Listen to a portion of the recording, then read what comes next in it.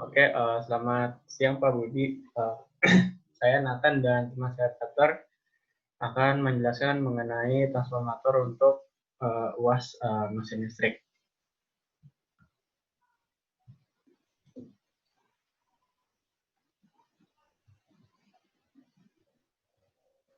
Jadi transformator pengertiannya, transformator atau sering juga disebut sebagai trafo adalah komponen elektronika pasif yang berfungsi untuk mengubah dalam arti menaikkan atau menurunkan tegangan listrik bolak-balik. Komponen transformator ini terdiri dari tiga. Yang pertama ini lilitan primer sebagai input, lilitan sekunder sebagai output, dan inti besinya itu untuk memperkuat medan magnet. Nah, prinsip kerja transformator ini, jadi prinsip kerja dari sebuah transformator adalah berdasarkan prinsip induksi elektromagnetik. Ketika kumparan primer dihubungkan dengan sumber tegangan bolak-balik atau AC, perubahan arus listrik pada kumparan primer menimbulkan flux magnet. Nah, flux magnet akan diperkuat oleh adanya inti besi dan dihantarkan inti besi ke kumparan sekunder, sehingga pada ujung-ujung kumparan sekunder akan timbul GGL induksi. Nah, ini hukum yang bekerja pada transformator. Yang pertama hukum Lorentz, yang kedua hukum Faraday, dan ketiga ini hukum Ampere. Nah, ini persamaan dari transformator. Nah, jadi di sini V1 per V2 sama dengan N1 per N2, di mana N1 adalah lilitan primer, N2 lilitan sekunder, V1 tegangan primer, dan V2 tegangan sekunder. Nah, ini untuk rumus efisiensi transformator. Jadi efisiensi sama dengan P output per P input kali 100%, di mana P ini sebagai daya. Nah, daya output per daya input kali 100%. Jadi daya ini rumusnya P kali I. Di mana V2 dan I2 ini sebagai output daya outputnya, dan daya inputnya ini V1 kali I1. Nah, ini sekarang kami akan menjelaskan mengenai rugi-rugi transformator. Jadi yang pertama ada rugi arus pusar atau eddy current. Nah, arus pusar adalah arus yang mengalir pada material inti karena tegangan yang diinduksi oleh flux.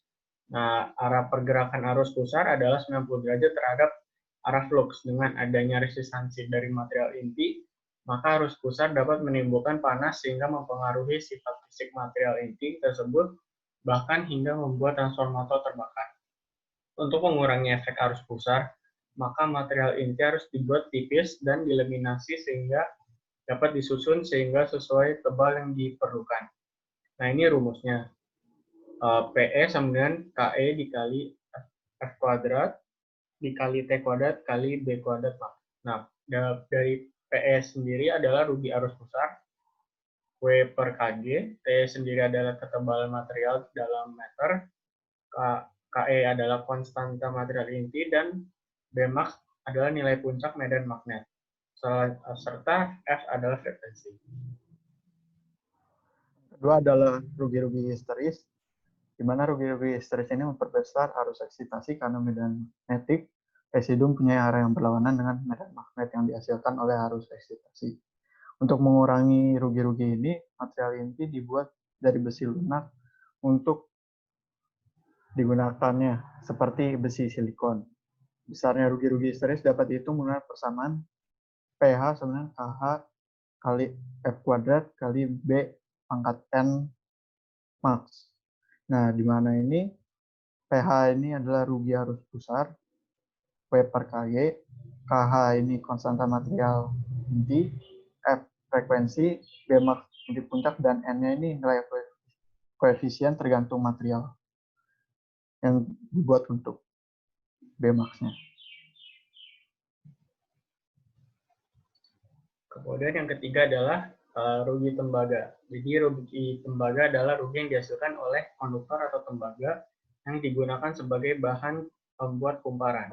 Rugi ini diakibatkan oleh adanya resistansi bahan. Nilai resistansi konduktor dapat dihitung dengan persamaan tersebut. R per Rho kali I kali A. Dibagi dengan A. Jadi dari rumus tersebut, R adalah tekanan, Rho adalah tekanan jenis, ohm per ohm kali M. Terus juga L adalah panjang dan A adalah luas penampang. Nah, sedangkan untuk menghitung rugi-rugi tembaganya ini kan sudah ada tadi. Nah, ini untuk persamaannya ini untuk rugi-rugi tembaganya. Nah, ini yang persisi untuk primernya ini P sama dengan CP IP kuadrat kali R kuadrat. RP itu sisi primer. Nah, sisi sekundernya ini PCS dengan I kuadrat S kali RS. Di mana PCP ini sebagai konduktor primer, PCS ini rugi konduktor sekunder.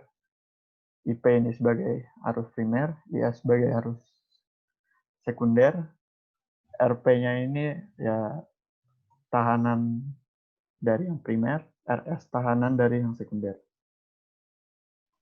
Kemudian ini adalah jenis-jenis transformator. Jadi ada beberapa jenis transformator, yaitu yang pertama ada transformator step up. Jadi ciri-cirinya adalah kapasitas lilitan kumparan primer selalu lebih kecil dibandingkan dengan jumlah lilitan pada kumparan sekunder, atau NP lebih kecil daripada NS. Sedangkan tegangan primernya juga selalu lebih kecil dibandingkan dengan tegangan sekunder. PV lebih kecil daripada VS, dan untuk kuat arus primernya ternyata selalu lebih besar dibandingkan dengan kuat arus sekundernya. IP lebih gede daripada IS.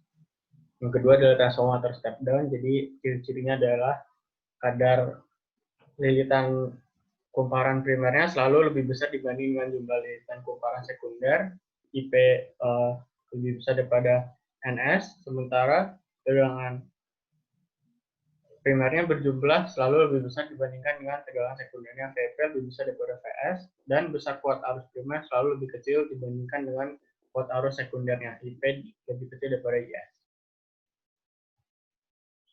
Yang ketiga ini ada autotransformator. Di mana autotransformator ini terdiri dari satu lilitan. Jadi satu lilitan ini terdiri dari primer dan sekunder. Jadi satu.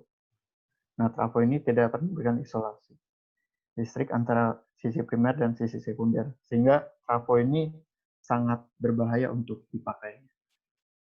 Nah, ini untuk transformator variabel, di mana untuk transformator ini biasanya dari hadapan tengah-tengah dapat diubah yang mengakibatkan perbandingan lilitan primer dan sekunder berubah-ubah juga.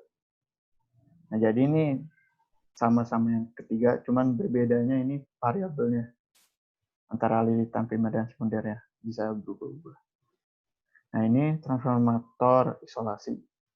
Nah, ini memiliki lilitan sekunder berjumlah sama dengan sisi primernya, sehingga tegangan sekunder sama dengan tegangan primer. Tapi untuk desain-desain gudang sekundernya ini dibuat sedemikian rupanya ini lebih banyak dari lilitan primernya untuk mengkompensasi rugi-rugi. Yang keenam ada transformator pulsa. Transformator pulsa adalah transformator yang didesain khusus untuk memberi keluaran gelombang pulsa.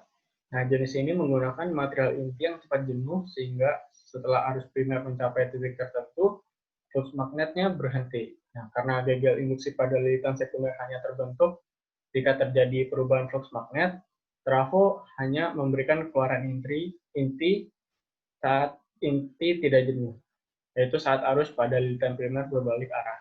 Dan yang ketujuh ada transformator tiga fasa. Nah, transformator ini adalah tiga transformator yang dihubungkan secara khusus satu sama lainnya. Lilitan primer biasanya dihubungkan secara bintang atau Y, dan lilitan sekunder dihubungkan secara delta atau segitiga.